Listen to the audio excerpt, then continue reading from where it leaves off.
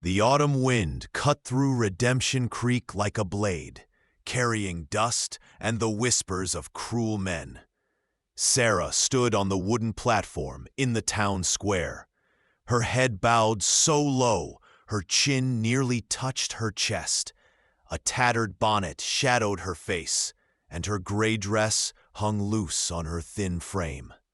$5 for the ugly bride, a drunk miner shouted, laughing. That's all she's worth. Sarah's fingers trembled as she clutched the iron chain around her wrist, the same chain her stepfather had locked there 3 days ago after gambling away everything, including her. The auctioneer, a greasy man named Polk, yanked the chain. Come now, gentlemen. Surely someone needs a cook or a field hand. This girl's strong enough for work, even if she ain't much to look at. I hope you're enjoying this story so far. Before we continue, I'd love to ask you to take a moment to subscribe to the From Wild West channel and give this video a like. Your support truly means everything to us and motivates us to bring you more quality stories like this one. I'm also curious, where are you listening from today? Let me know in the comments. The crowd's laughter echoed off the storefronts. Sarah bit her lip hard enough to taste copper. She'd kept her face hidden for 3 days, ever since Polk had announced she was damaged goods. A scarred woman no decent man would want. The burn mark on her left cheek, a gift from her stepfather's rage 2 years ago, had sealed her fate. $1, someone yelled. 50 cents in a bottle of whiskey. Sarah's vision blurred with tears she refused to shed. She'd rather die than let these vultures see her break. The sound of horse hooves on packed earth silenced the crowd. Sarah didn't look up. She couldn't bear to see another face twisted with disgust or pity. How much? A deep voice asked. It was calm, steady, like water running over smooth stones. Well now, Polk said, his tone shifting to something greasier. This here's a special case, stranger. Girl's got some imperfections, but she can work hard enough. I'd say $20 takes her off my hands. $20 for a human being? The stranger's voice dropped lower, dangerous. You're auctioning a woman like she's livestock. Now listen here.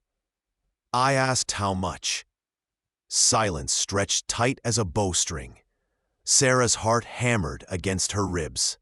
She could feel the stranger's presence like heat from a fire, close, but not threatening. $20, Polk repeated nervously. The jingle of coins.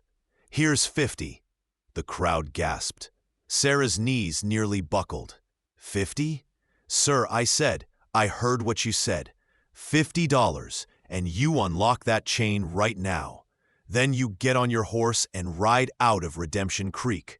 If I see you in this town after sundown, you'll need more than $50 to pay the doctor. Polk's hands shook as he fumbled with the key. The iron fell away from Sarah's wrist, leaving an angry red circle on her skin. She heard boots on wood, Polk running. Miss? The stranger's voice came again, gentler now. You can look up. You're safe.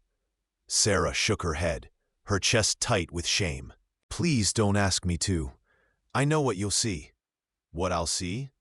I'll see a woman who's been through hell and is still standing. That takes more courage than most men I know possess. I'm scarred, she whispered. Ugly. That's what they call me. The ugly bride. Boots appeared in her line of vision. Good leather, well worn. Rough, calloused fingers entered her view. Palm up, waiting, not demanding, waiting. My name's Jacob Thorne. I run a cattle ranch about 10 miles north of here. I could use help with cooking and mending, if you're willing. Fair wages, your own room in the main house. No chains, no auctions. No one will call you ugly on my land. Why? The word broke from her throat. Why would you pay $50 for someone like me? Because gold isn't what we need here. What we need are people with backbone, people who survive. Something tells me you're a survivor, miss. Sarah Brennan. Miss Brennan, will you look at me, please? Something in his voice, not pity, not demand, but genuine request, made her slowly lift her chin. The bonnet's brim rose. Afternoon sunlight touched her face for the first time in days. Sarah kept her eyes downcast a moment longer, her scarred left cheek fully visible, the puckered skin that ran from her temple to her jaw, where her stepfather's iron poker had branded her. Then she raised her eyes.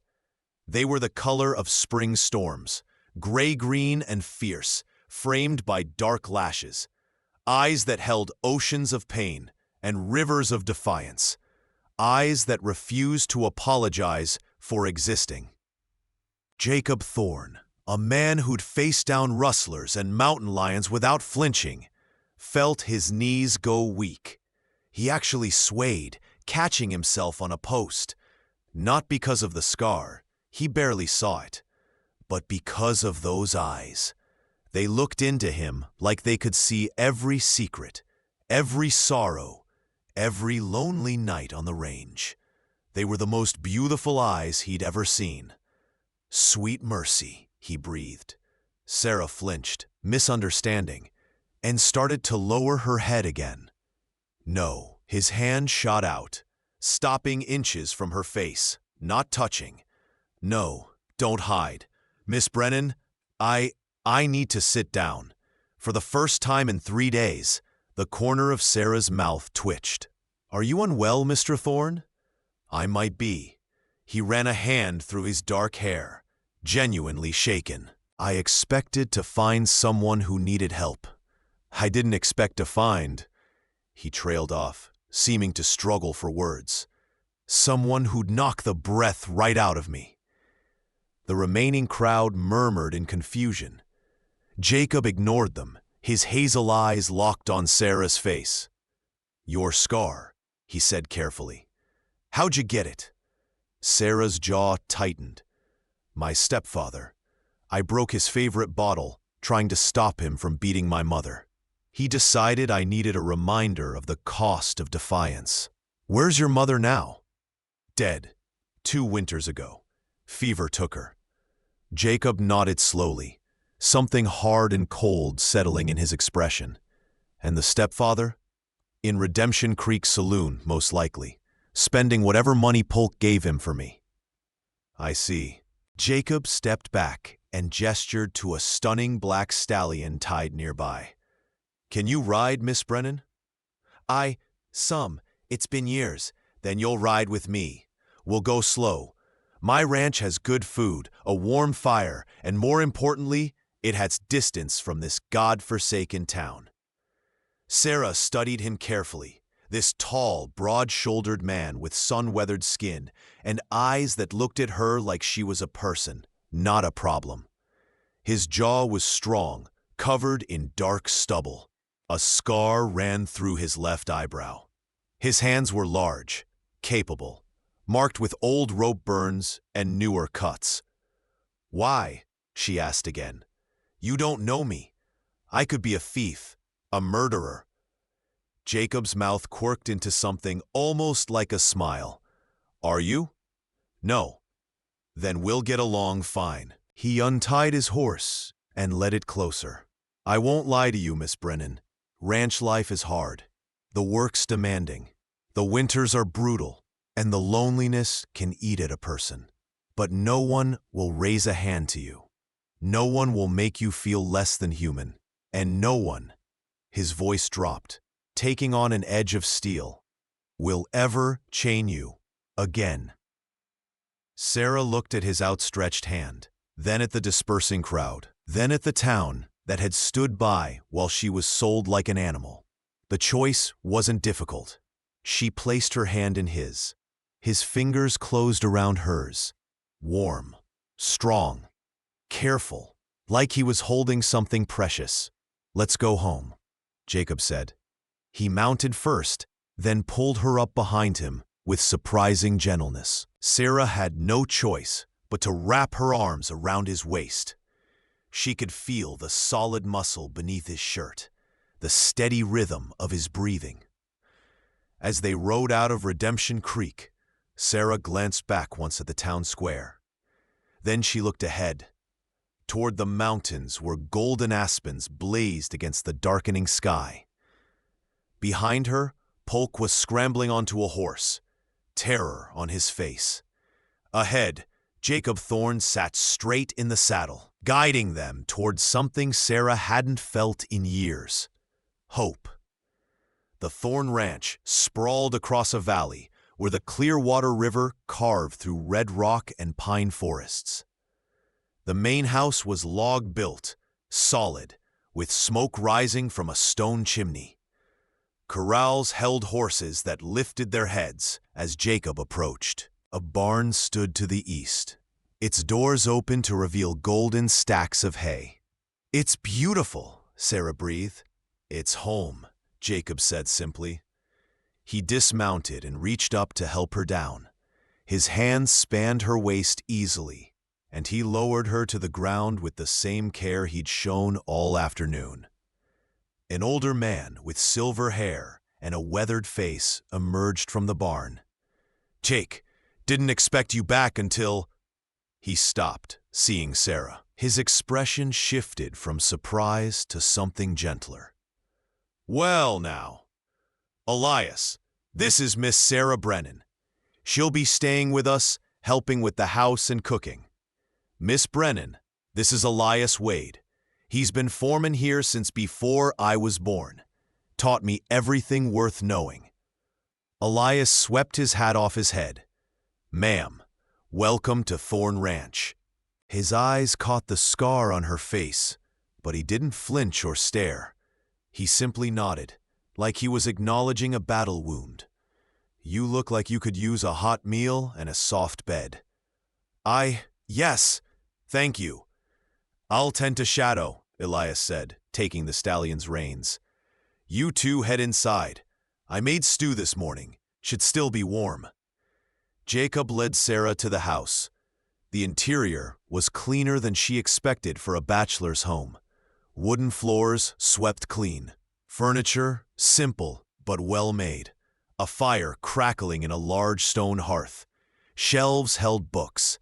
A rifle rack stood near the door. Everything spoke of a man who valued order and care.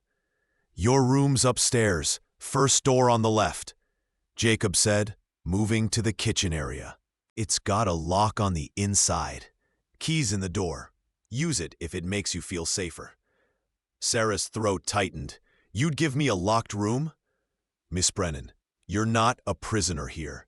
You're—" He paused, ladling stew into 2 bowls. "You're a person who deserves privacy and respect. If you decide tomorrow that you want to leave, I'll take you wherever you want to go. No questions asked." He set a bowl on the table and gestured for her to sit. Sarah approached slowly, still waiting for the catch, the demand, the price, but Jacob simply sat across from her and began eating. "Aren't you going to tell me your expectations?" she asked. "Expectations? You paid $50 for me. What do you want in return?" Jacob set his spoon down, his expression serious. "I paid $50 to get you away from a bad situation. I don't own you, Miss Brennan. If you choose to work here, I'll pay you $3 a week, plus room and board. If you choose to leave tomorrow, that's your right. The only thing I ask is that you tell me the truth. Can you cook? Mend clothes? Those are the skills I need help with most." "I can do both," Sarah said quietly. "My mother taught me." "Then we have a fair arrangement. You work, I pay. Simple as that." But it wasn't simple. Nothing in Sarah's life had ever been simple. She watched Jacob eat, studying the way his shoulders filled his shirt, the way his hands handled the spoon with surprising delicacy for their size. He had a scar on his neck, she noticed, a jagged line that disappeared beneath his collar. "How did you get that scar?" she asked, then immediately regretted her boldness. "I'm sorry, that was rude." "No more rude than folks staring at yours." Jacob touched his neck absently. "Mountain lion, 5 years ago. It got between me and a calf I was trying to save. Nearly bled out before Elias found me." "Did you save the calf?" "I did." He smiled, a real smile that transformed his entire face. "Stubborn little thing, grew up to be my best breeding cow. Sometimes the things worth saving put up the biggest fight." Sarah felt heat creep into her cheeks. She focused on her stew, which was surprisingly good, rich with beef and vegetables, seasoned with herbs. "This is wonderful," she said. "Elias learned to cook out of necessity. Bachelor life requires certain skills." Jacob stood and retrieved a pitcher of water. "Miss Brennan, I want to be clear about something. I saw what happened in town. I saw how those men treated you. That will never happen here. You're safe on this ranch." "You can't promise that." "Yes, I can." His voice was quiet, but absolute. "I protect what's mine. My land, my cattle, my people. You're one of my people now, if you choose to be." Sarah met his eyes across the table. In the firelight, they looked almost gold. "Why did you nearly collapse when I looked at you in town?" Jacob's jaw worked for a moment. "Because I expected to see defeat in your eyes, but instead I saw fire. I saw a woman who'd been through hell and came out the other side still swinging. That kind of strength is—" He trailed off, shaking his head. "Rare. Beautiful." "Beautiful?" Sarah's hand moved unconsciously to her scarred cheek. "Mr. Thorne, I think the sun affected you today." "Jacob. Call me Jacob. And no, the sun had nothing to do with it." He held her gaze. "You are beautiful, Sarah. That scar, it tells a story of survival, of courage. Any man who can't see past it to the woman beneath is a fool." Sarah's breath caught. No one had called her beautiful since before the fire. Her stepfather had called her ruined. The townspeople called her ugly. But this cowboy, this stranger who'd paid $50 and asked nothing in return, looked at her like she was a sunset. "I don't know what to say," she whispered. "You don't have to say anything. Finish your stew, then I'll show you to your room. Tomorrow, if you're willing, we can discuss what work needs doing. But tonight, you rest." Sarah's room was small but clean, with a real bed covered in quilts, a washstand with fresh water, and a window overlooking the valley. The lock worked smoothly when she tested it. She sat on the bed, running her hands over the soft fabric, and for the first time in 3 days, she let herself cry. Not from sadness, from relief. From the strange, fragile hope that maybe, just maybe, she'd stumbled into something good. Downstairs, Jacob stood by the fire, staring into the flames. Elias came in, shutting the door quietly behind him. "So," the old foreman said, "what's the real story?" "I went to town for supplies. Found them auctioning a woman like she was cattle. He's got a reputation for violence and gambling.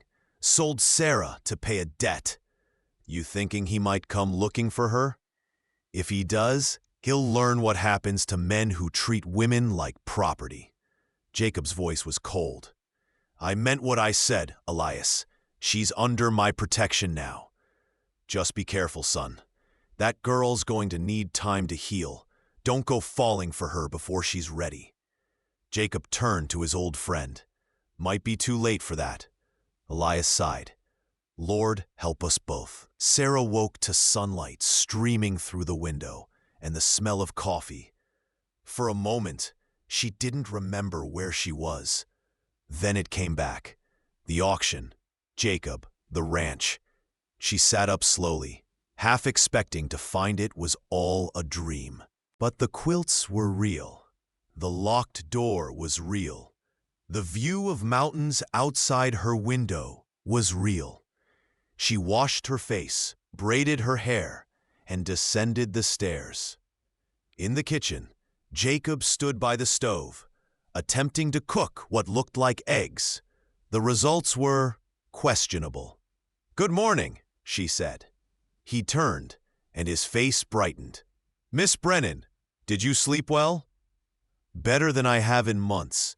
And please, call me Sarah. Miss Brennan makes me sound like a schoolmarm." "Sarah, then." He gestured at the pan. "I'm usually better at this, but I was distracted. Would you like some? Well, I intended them to be eggs." Sarah couldn't help it. She laughed. It was a small sound, rusty from disuse, but real. "May I?" "Please, before I burn the house down." She moved to the stove, assessing the damage. The eggs were salvageable. She adjusted the heat, added a bit of butter she found in the cold box, and in minutes had produced a respectable breakfast. "How did you do that?" Jacob asked, amazed. "Practice. My mother believed cooking was an art form. She taught me to pay attention to heat, timing, ingredients." Sarah plated the eggs, along with some bread she'd found. "Where's Elias?" "Already out with the cattle. Man works harder than any 3 cowboys I've ever hired." Jacob took a bite and closed his eyes. "This is incredible." "It's just eggs." "No, it's skill. There's a difference." He watched her over his coffee cup. "Sarah, I want to ask you something, but feel free to say no. Would you be willing to take over the cooking for me and Elias? I can handle cowboy coffee and burned meat, but this," he gestured at his plate, "this is living. Of course, it's why I'm here, isn't it? To help with the house? You're here because you need a safe place. The work is just work. If it ever feels like too much, you tell me." Sarah studied this man who kept insisting she had choices. "Jacob, why are you being so kind to me?" He set his cup down carefully. "My mother died when I was 12. My father became difficult. He drank, got angry. One night, he took a belt to me over nothing. Spilled milk, I think. I was terrified, and I ran. Made it to Elias's cabin about a mile away. Elias took me in. No questions asked. Gave me food, shelter, let me stay until my father sobered up and apologized." Jacob's eyes were distant, remembering. "Elias told me something that night. He said, 'Jake, there are people in this world who take because they can, and people who give because they must. You decide which kind of man you want to be.' I've been trying to be the second kind ever since." Sarah felt something shift in her chest. "Your father, did he change?" "Eventually. It took years, but he finally stopped drinking. Died of pneumonia when I was 20. Left me this ranch. I like to think he'd be proud of what I've done with it. I'm sure he would be." They ate in comfortable silence for a while. Then Jacob said, "I need to ride out to the north pasture today to check on the herd. You're welcome to come if you'd like to see the ranch, or you can stay here and rest." "I'd like to come," Sarah said, surprising herself.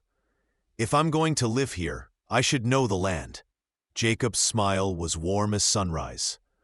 "I'll saddle 2 horses." Riding across Thorn Ranch was like entering a painting. The valley stretched for miles, lush with grass that rolled like waves. Cattle dotted the landscape, red and white Herefords that lifted their heads to watch the riders pass. The Clearwater River wound through it all, its waters so clear, Sarah could see smooth stones on the bottom. "How much land do you have?" she asked, gripping the gentle mare Jacob had given her. "About 2,000 acres. My grandfather bought it from the government for next to nothing. Back then, nobody wanted this valley. Said the winters were too harsh, the land too wild. But he saw potential. It's paradise. It can be. It can also be hell when a blizzard hits or when drought dries up the river. But I wouldn't trade it for anything. They rode to the top of a ridge overlooking the entire valley. Jacob dismounted and helped Sarah down. From here she could see the ranch house in the distance, the barn, the corrals.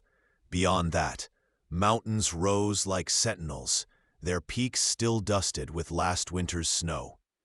Sometimes I come up here when I need to think, Jacob said. Helps me remember what I'm working for. What are you working for? Sarah asked. A legacy, I suppose. Something to pass on. A place where people can build good lives. He glanced at her. What about you, Sarah? What do you want? The question caught her off guard. No one had ever asked her what she wanted.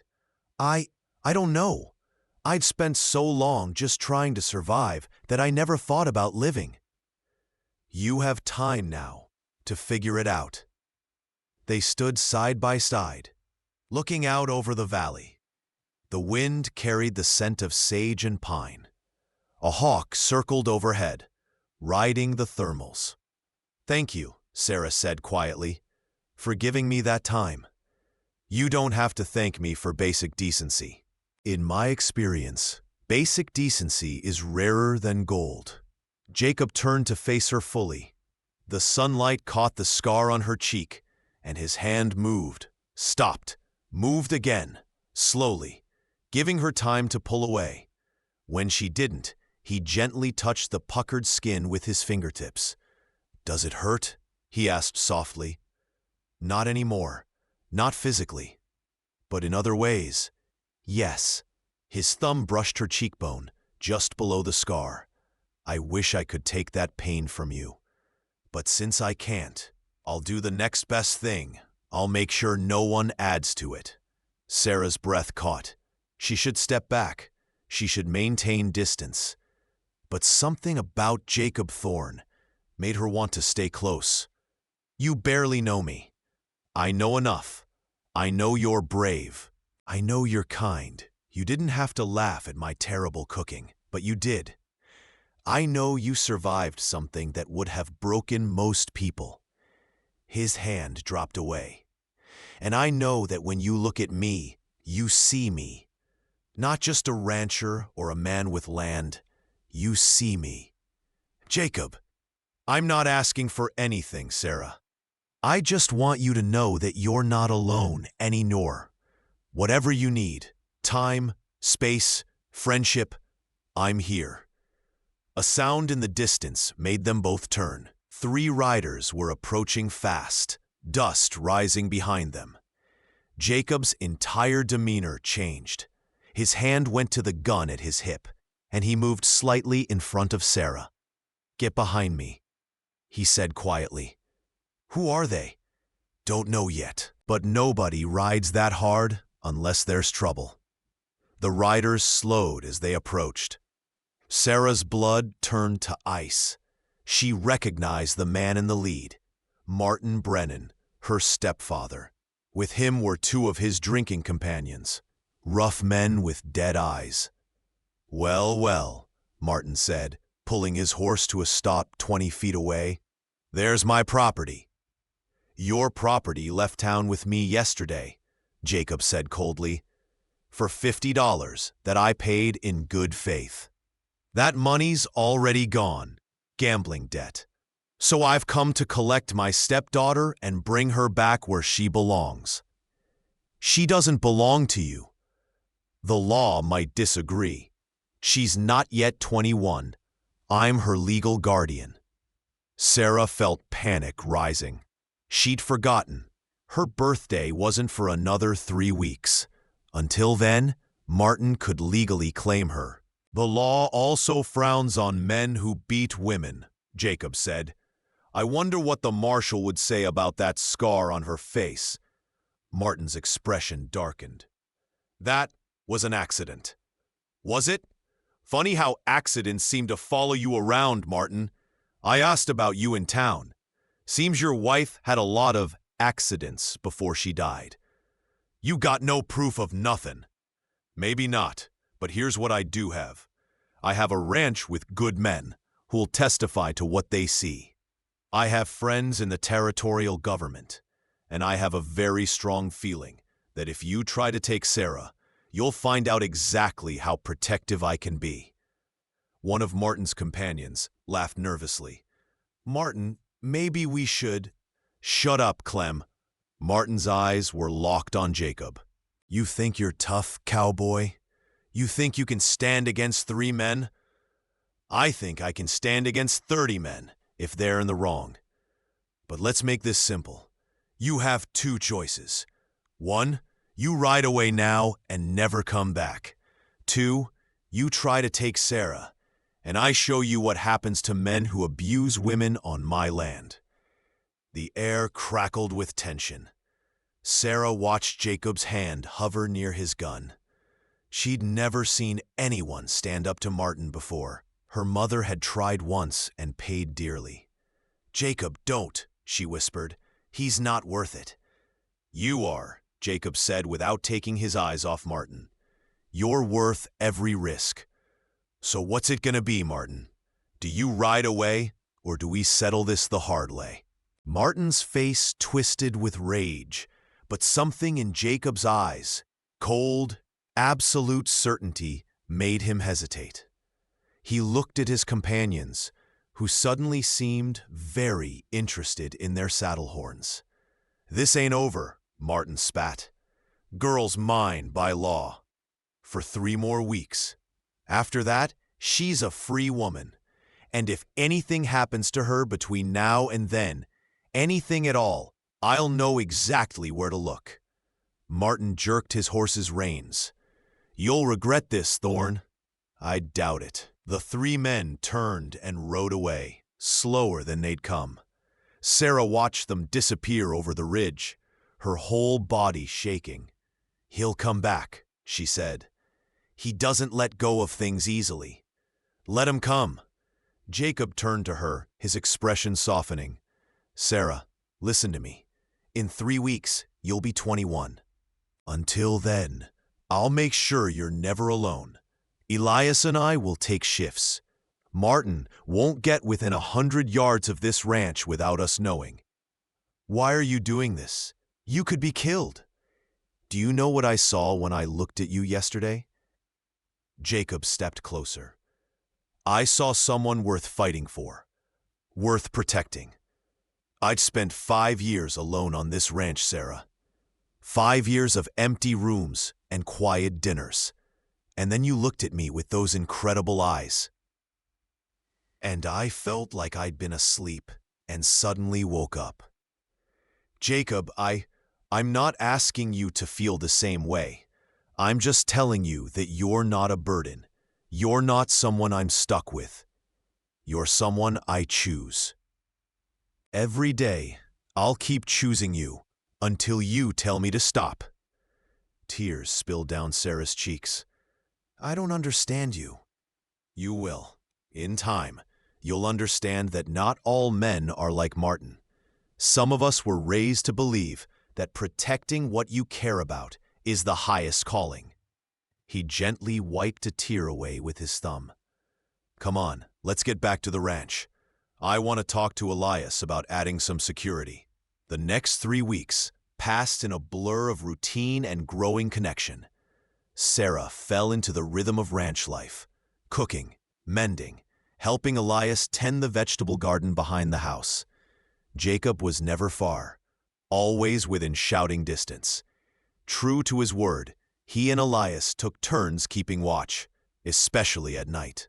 Martin didn't return, but his shadow hung over everything. Sarah found herself looking over her shoulder constantly, jumping at sudden noises. Jacob noticed, of course. He noticed everything about her. You're safe here, he'd say, gentle but firm. I promise you. You can't promise that. Yes, I can. Sarah, do you trust me? It was a fair question. Did she? She'd learned to trust no one, to rely only on herself. But Jacob had never given her reason to doubt him. He did exactly what he said he would do. He treated her with respect and kindness. He made her laugh with his terrible jokes and worse attempts at cooking when he tried to surprise her with breakfast. "I'm learning to," she admitted one evening. They were sitting on the porch, watching the sunset paint the sky in shades of orange and purple. "That's enough for now." Jacob handed her a cup of coffee. "Learning is a process. Take your time." "What about you?" Sarah asked. "Do you trust me?" "Completely." "How? You barely know me." Jacob was quiet for a moment, choosing his words carefully. "I know what matters. I know your character. I know that when Elias threw out his back last week, you stayed up all night making poultices and tending to him. I know you leave extra food out for the barn cats, even though you try to hide it. I know you sing while you cook. Old hymns mostly. Your voice is beautiful, by the way." Sarah felt heat creep into her face. "You heard that? I hear everything when it comes to you." He turned to look at her, his expression serious. "Sarah, I need to tell you something. Your birthday is in 2 days. Once you turn 21, Martin has no legal claim on you. But I want to give you choices. Real choices." "What do you mean?" "I mean you can stay here as long as you want. You can keep working for wages, or you can leave and start fresh somewhere else. I'll give you money for a train ticket. Enough to start over in San Francisco or Denver, or wherever you want to go." He paused. Or you can stay for a different reason. Not because you work here. Not because you have nowhere else to go, but because you want to." Sarah's heart hammered. "Jacob, let me finish. I'm not asking you to decide now. I'm just saying that these past 3 weeks have been the best of my life. Coming home to a warm house, to the smell of your cooking, to your laughter, it's everything I didn't know I was missing. And I know it's too soon. I know you need time to heal. But I want you to know that if you ever decide you might want something more than just employment here, I'm interested." "Interested," Sarah repeated, her voice barely above a whisper. "Courting you properly, taking you to church socials, letting you see who I am beyond the ranch, letting you decide if I'm someone worth your time." He ran a hand through his hair, suddenly nervous. "I'm making a mess of this." "No," Sarah said. "You're being honest. That's rare. Is it too much? Am I scaring you away?" She thought about it carefully. Was she scared? Yes, but not of Jacob. Of the vulnerability, of letting someone in after years of walls, of hoping for something good when every experience taught her to expect pain.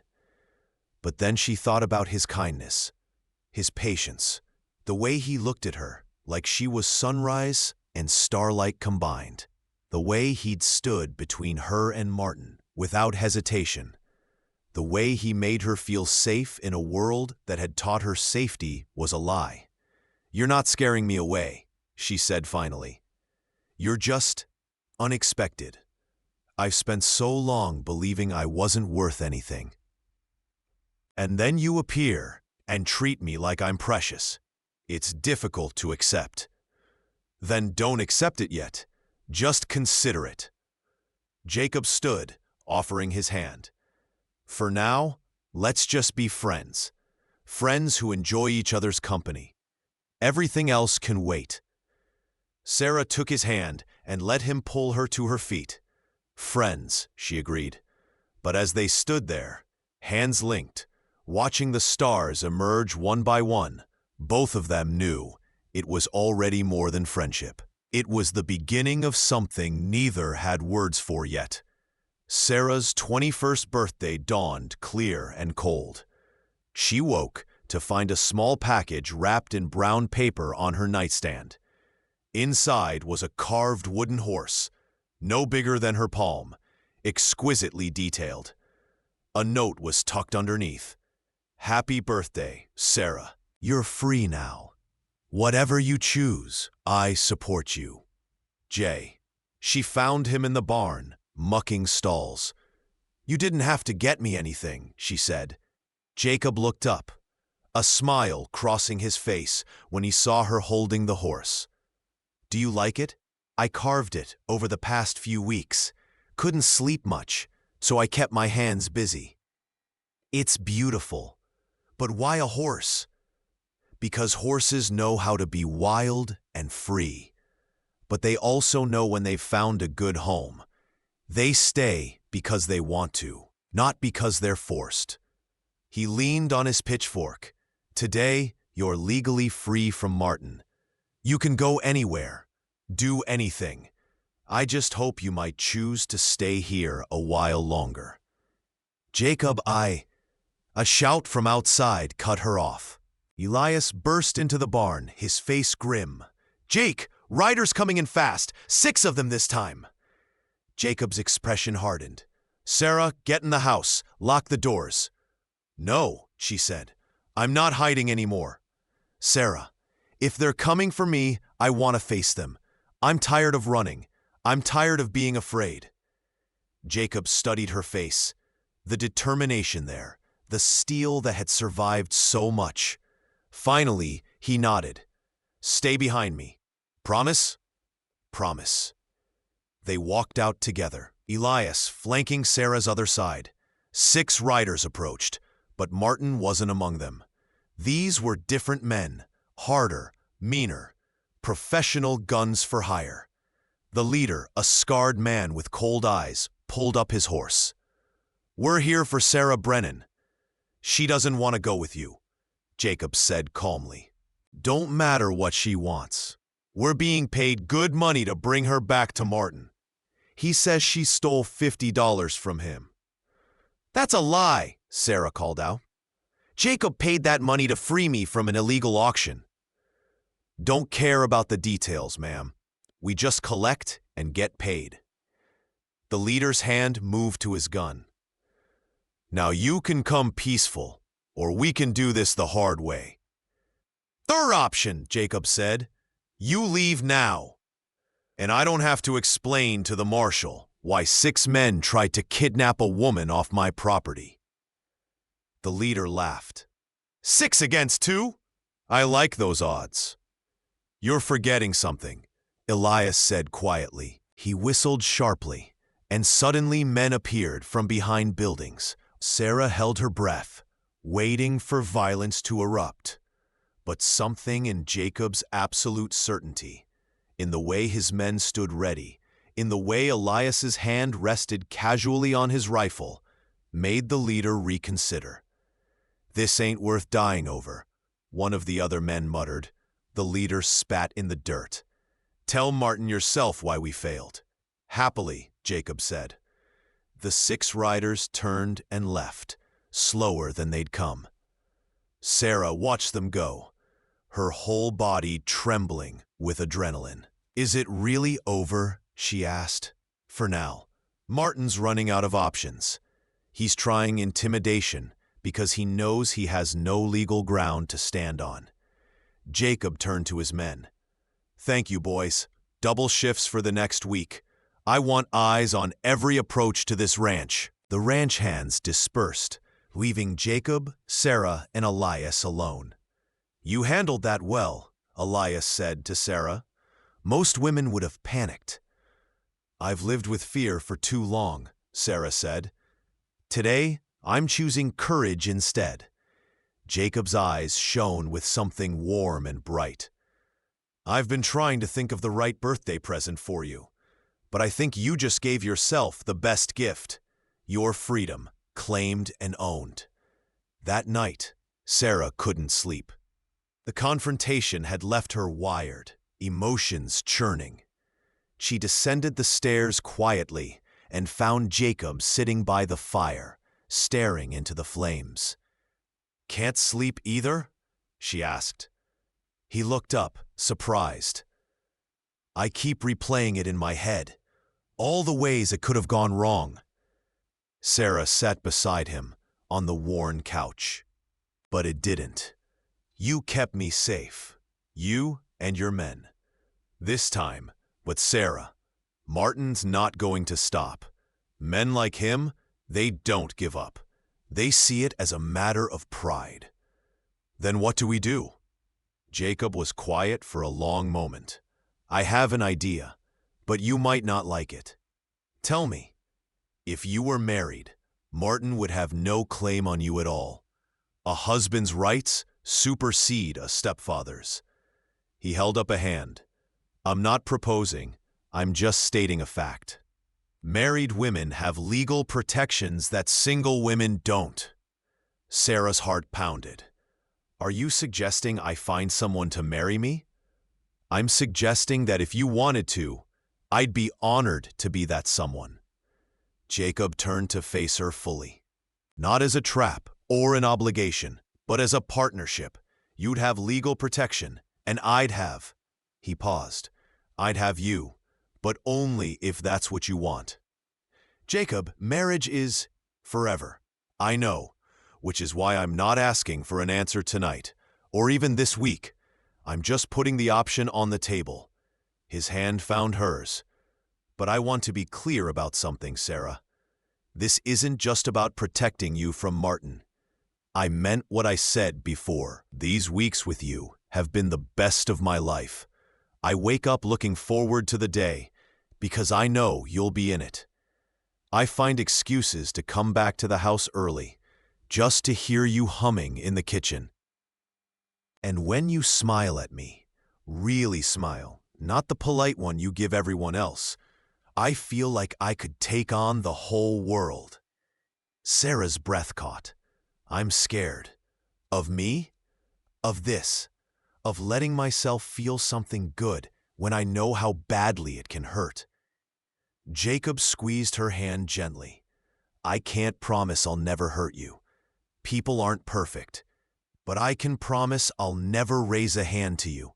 I'll never belittle or demean you. I'll never make you feel small. And if I do hurt you, it'll be by accident. And I'll do everything in my power to make it right. How can you be so sure? Because my father showed me what not to be. And Elias showed me what I should be. And you, his voice roughened, you showed me what love should look like.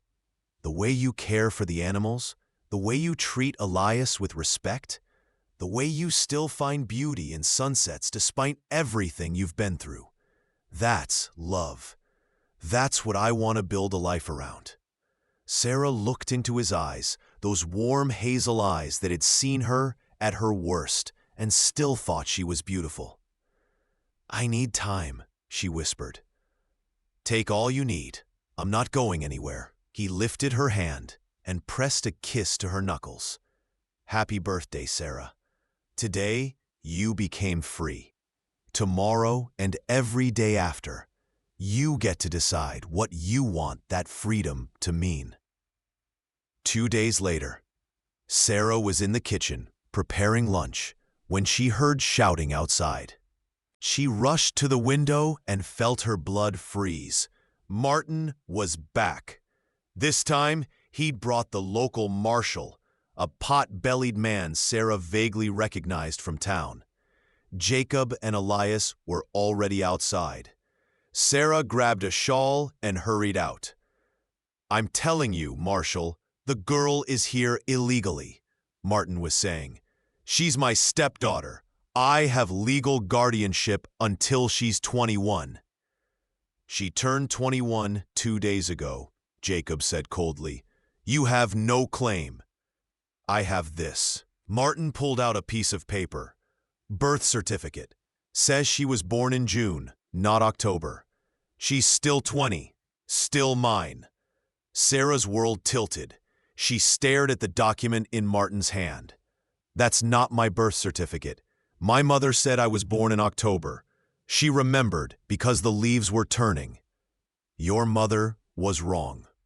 Or she lied. Doesn't matter. This is the official record. Martin's smile was cruel. So we're coming home, girl, where you belong. The marshal looked uncomfortable. Mr. Thorne, if the document is legitimate— It's not, Sarah said, her voice shaking with rage. My mother wouldn't lie about my birthday. She wouldn't. Women forget things, Martin said dismissively, especially after birthing. This paper proves— It proves you're a liar, Jacob cut in. Sarah, where were you born? St. Louis, my mother's sister's house. And your mother's sister's name? Margaret Holmes. She still lives there, as far as I know. Jacob turned to the marshal. Wire St. Louis. Verify the real birth record. Until then, Sarah stays here. Now see here, Martin started. No, you see here. Jacob's voice dropped to something dangerous. You show up with a convenient document right after your hired guns failed. That paper is either forged or belongs to someone else.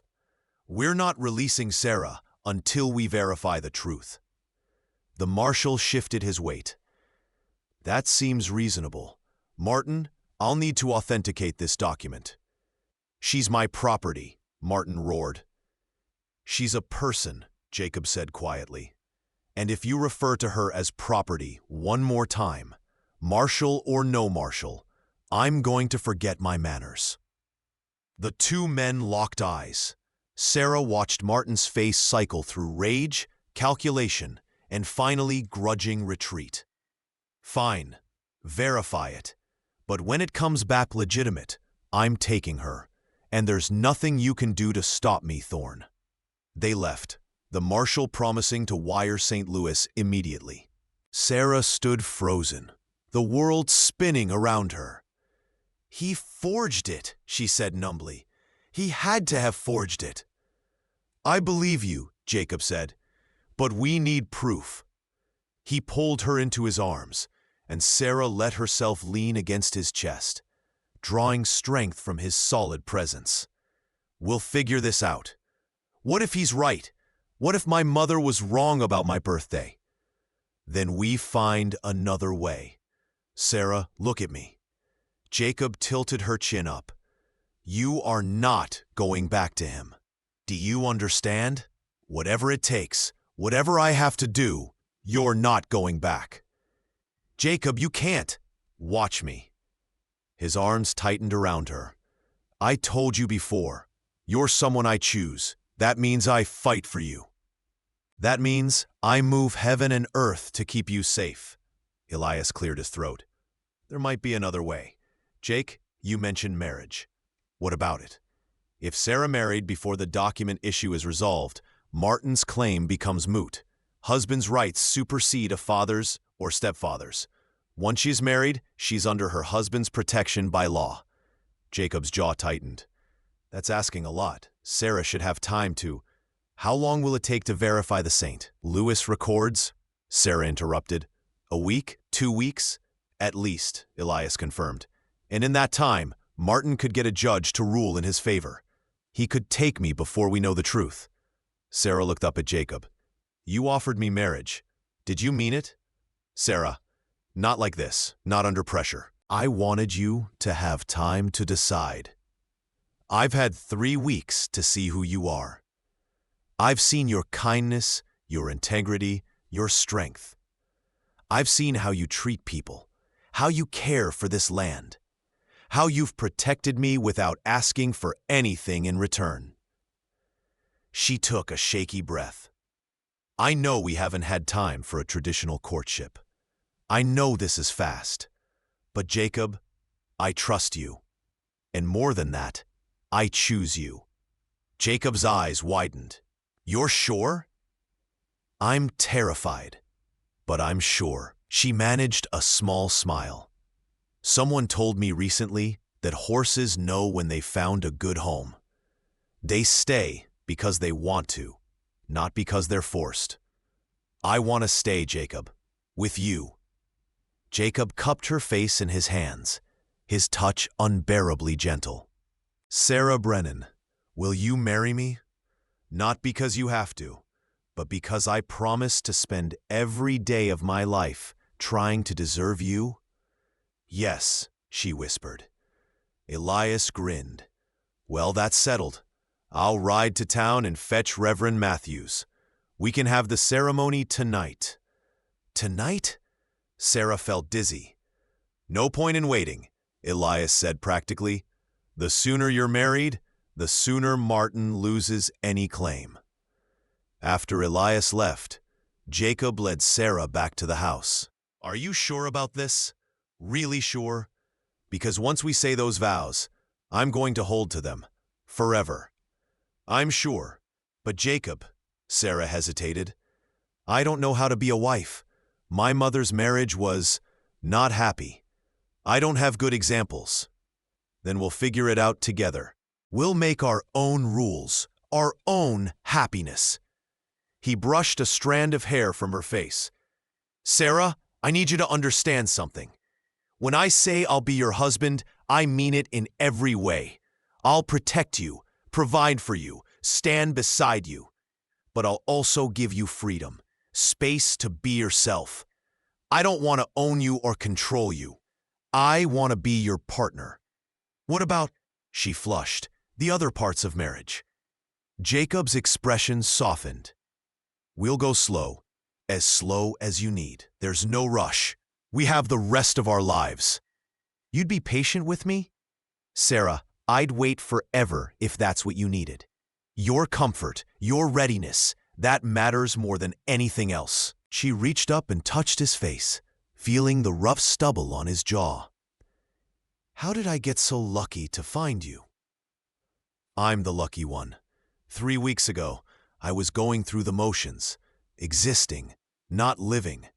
And then you looked at me with those beautiful eyes, and everything changed. They stood there, foreheads touching, until Elias returned with Reverend Matthews, a kind-faced man in his 60s, who agreed to perform the ceremony, despite the unusual circumstances. Sarah wore a simple cream-colored dress that had belonged to Jacob's mother. It fit reasonably well, and Jacob's eyes grew suspiciously bright when he saw her wearing it. They stood in the ranch house living room, with Elias and 3 ranch hands as witnesses. The Reverend kept the ceremony short, but meaningful.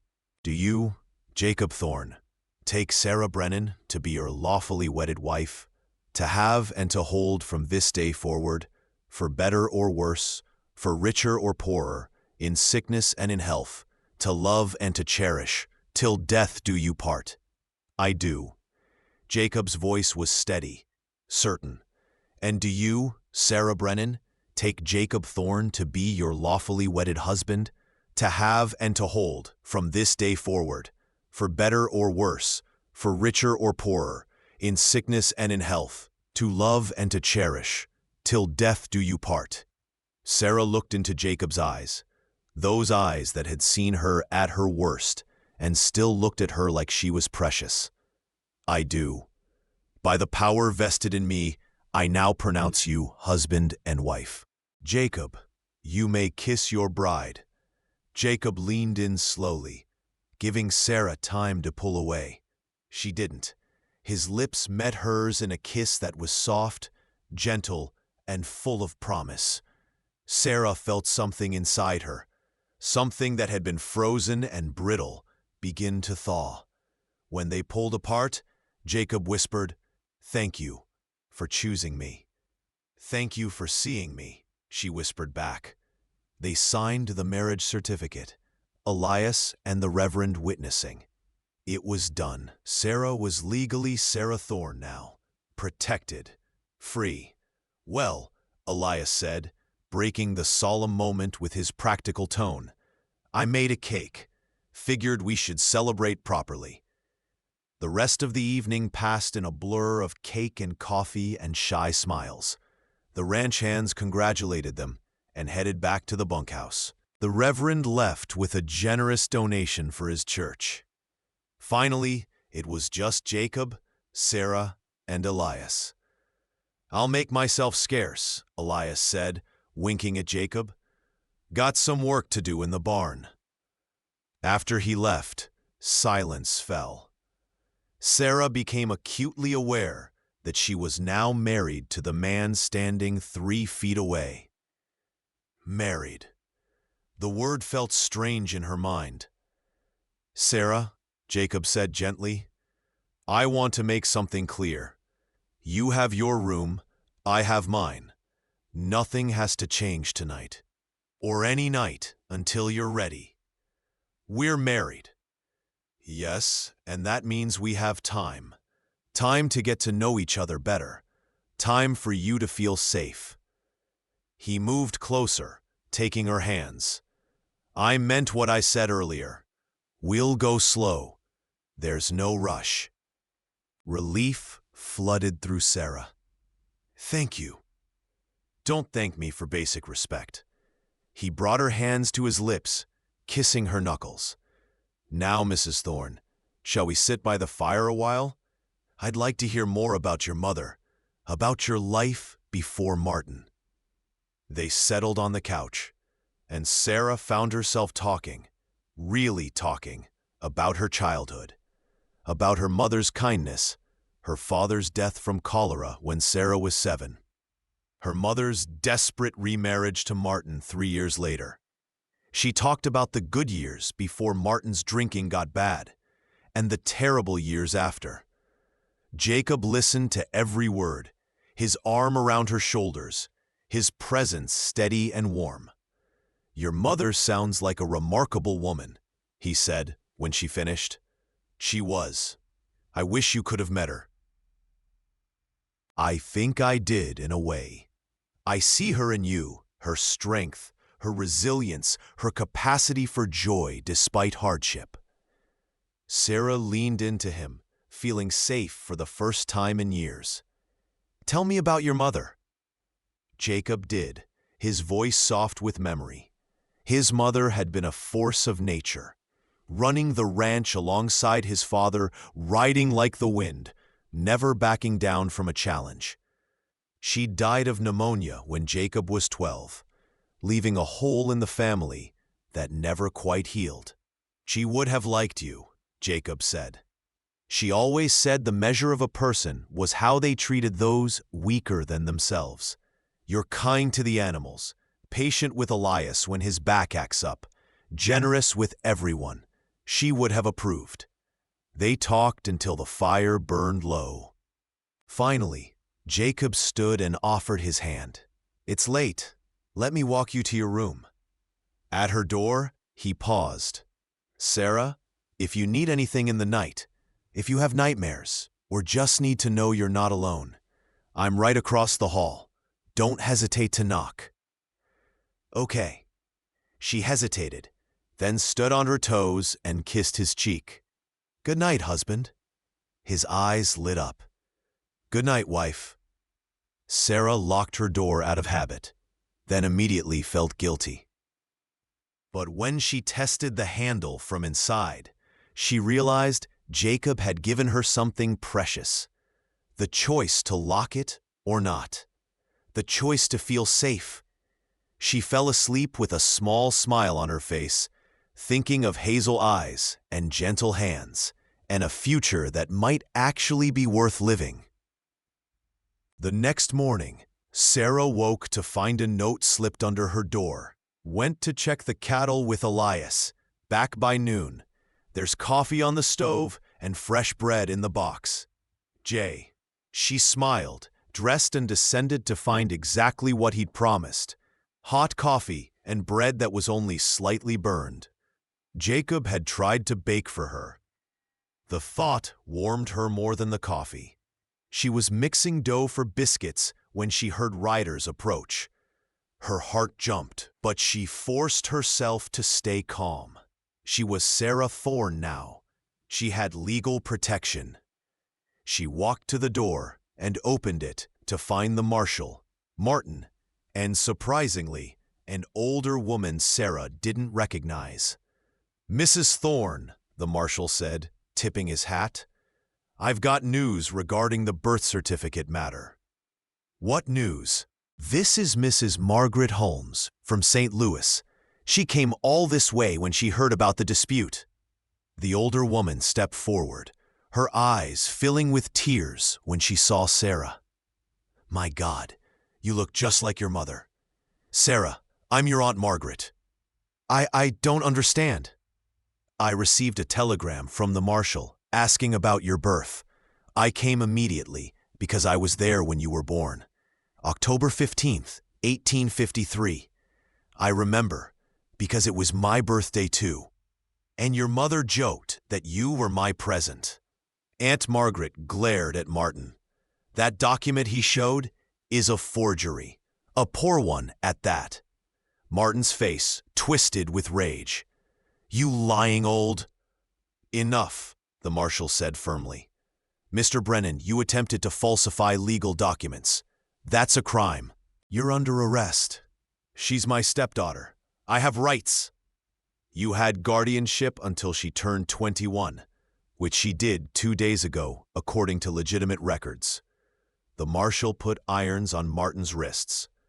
And now she's a married woman. You have no claim whatsoever. This isn't over, Martin shouted as he was led away. I'll make you pay, girl. You and that cowboy. After they left, Aunt Margaret turned to Sarah. May I come in, dear?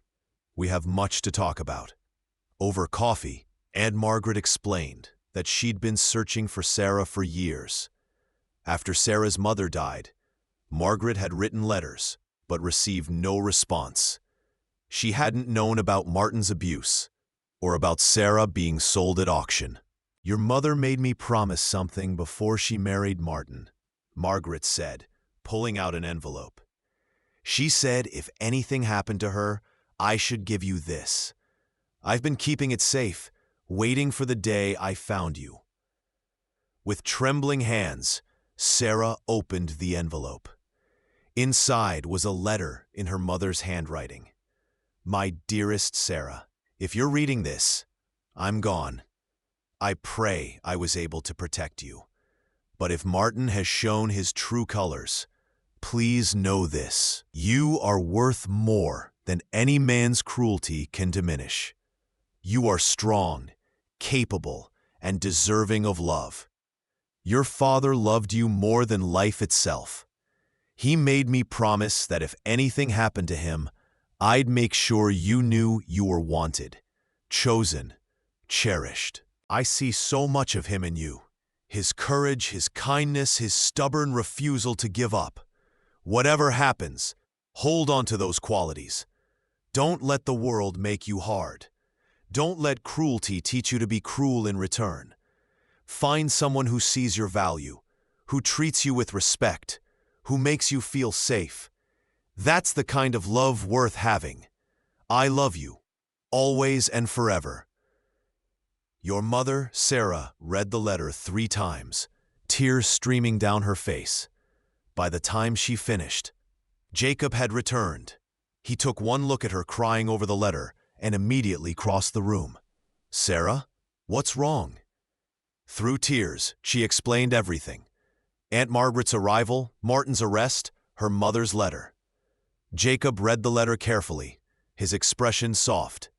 Your mother was a wise woman, he said, and I hope I'm the kind of man she'd approve of.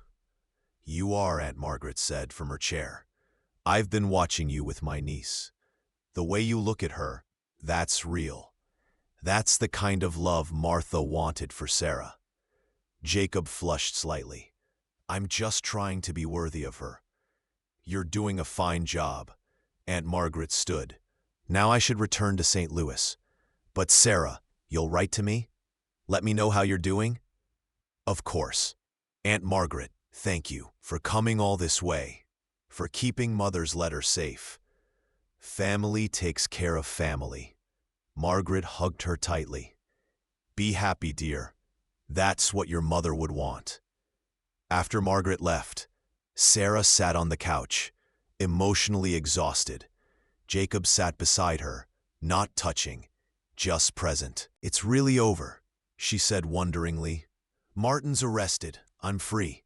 You're free, Jacob confirmed. What do you want to do with that freedom? Sarah turned to look at him, This man who changed everything. I want to build a life, here with you. If you'll have me. If I'll have you? Jacob laughed, slightly incredulous. Sarah, you're all I think about.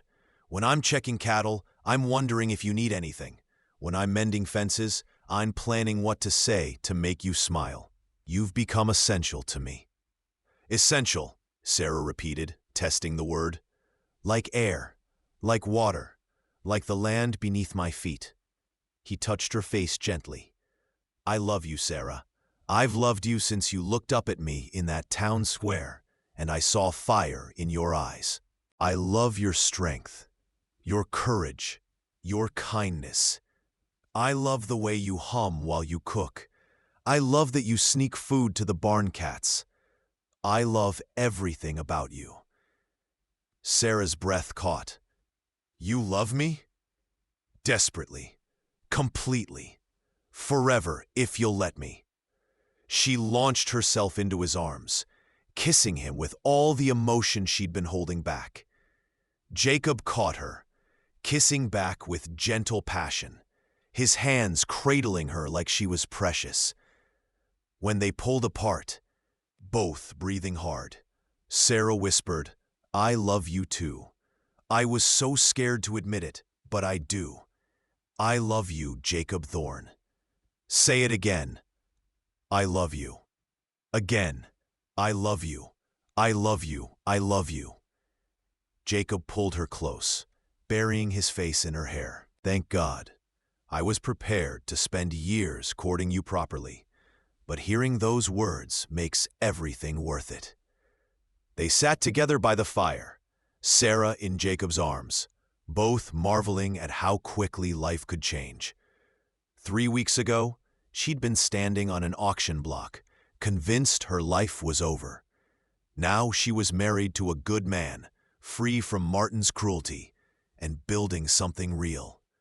Jacob? Sarah said softly. About going slow. He pulled back to look at her. What about it? I'm ready.